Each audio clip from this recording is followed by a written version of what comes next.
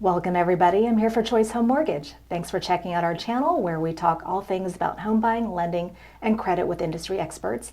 Today, mortgage broker Greg Toussaint is back with us to share lots of information about our topic of the week, reverse mortgages. Hey Greg, how are you today? Good, thanks for having me. Thanks for coming back. So we're going to talk about reverse mortgages today, and I recall when I was hearing about reverse mortgages in my teens, and they often had a negative connotation. Can you explain a bit about why this may be the case? Yeah, pretty simple. They had no safety nets in place. People's parents were, losing homes, and they were foreclosing upon them. This is not the case now. Now they're written, they're insured. They are a non-recourse loan. So if your loved one's family took on one of these loans, they could live in their home the rest of their life for zero payments and never be kicked out of their house, even if they live to be 120 years old.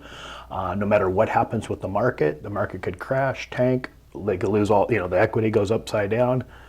They have a life estate, they could live there literally with no worries. They just have to pay for their taxes and their insurance, that's it, okay? Now, so now it's just not the case. So it's to me, I love these loans just because of the flexibility and the options, because you could treat them like a regular mortgage. You could pay them you could pay it and make a payment and pay it off in 10 years, 15 years, 20 years. You could sell it in 5 years. You could do an interest only option, or you could just never make a payment.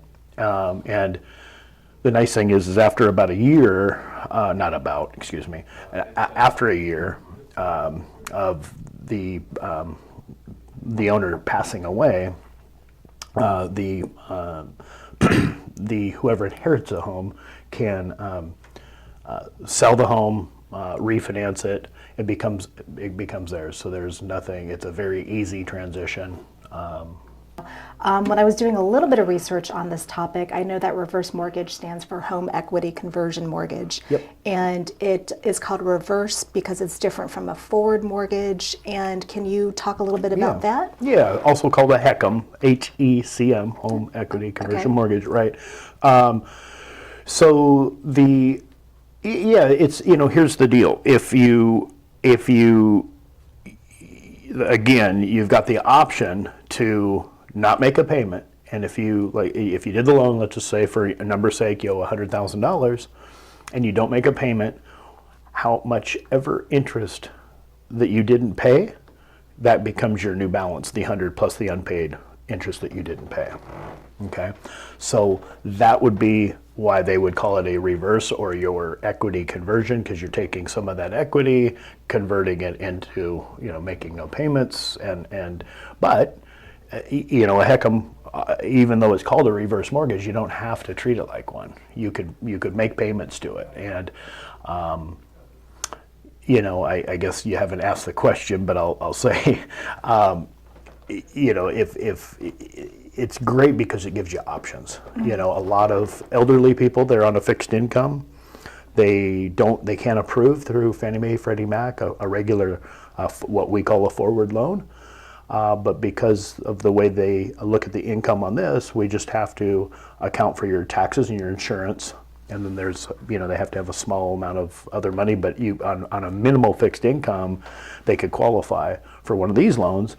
And I'm not saying don't make your payments, but it gives you the flexibility. You don't have to, or you can make partial. But to me, it's about options, and to give somebody, to keep them in their home, keep their dignity, not have to move in with the children. It's just, to me, it's a great solution, and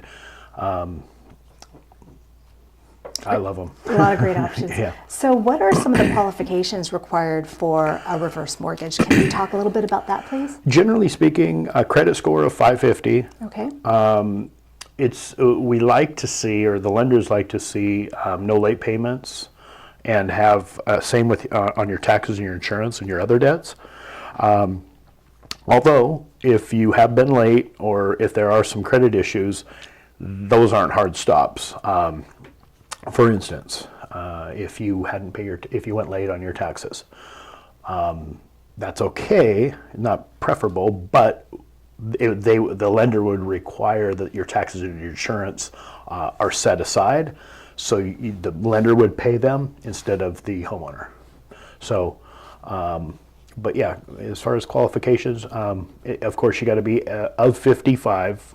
Most people think it's 62, and that is pretty much true for most cases, but we do have a special program that allow you to go to 55 years old. Oh, wow, that's Yeah. great. Because Yeah. I know that especially with what's happened around COVID, some people have, retired a little bit earlier, or they've, opted Yeah. to be a little bit more flexible in terms of their working hours. So that 55 versus 62 is going to be really, really good for them. Yeah. Now, you've talked a lot about the pros of reverse mortgages. Are there any cons to reverse mortgages that you can share that, or maybe Yeah. not cons, but maybe things Yeah. that we should just kind of look out for? Ultimately, here's the thing: is I would say I'd go right to interest rate.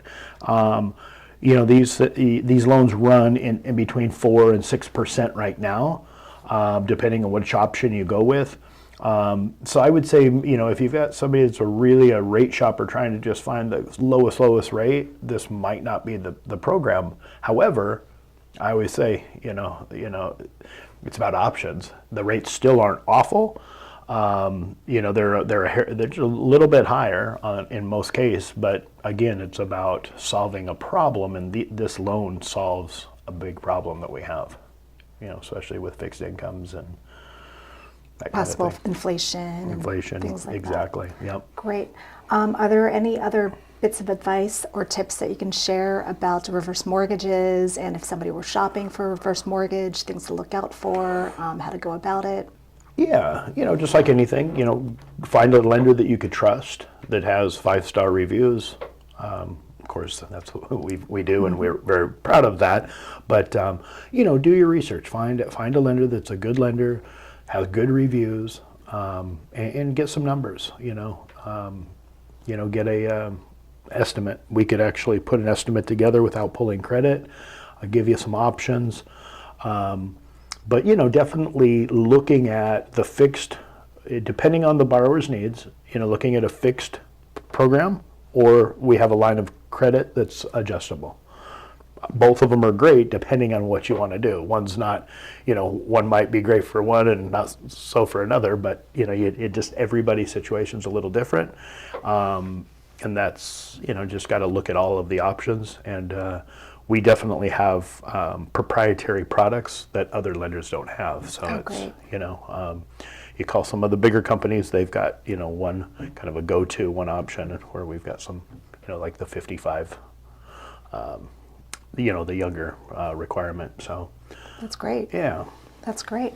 Well, I really appreciate you sharing all this great information with us about reverse mortgages, and just even clarifying some of the myths out there and misconceptions, and sharing with us how the product has evolved. If you found this video helpful, please like and subscribe to our channel, or leave any questions or comments down below. We'll be bringing you weekly content to help you along the process of purchasing or refinancing your home. We're here to help you make the right choice. Thanks for watching, and see you again next week. Thanks for coming on, Greg. Yeah, thanks for having me. Appreciate it. Have a good day.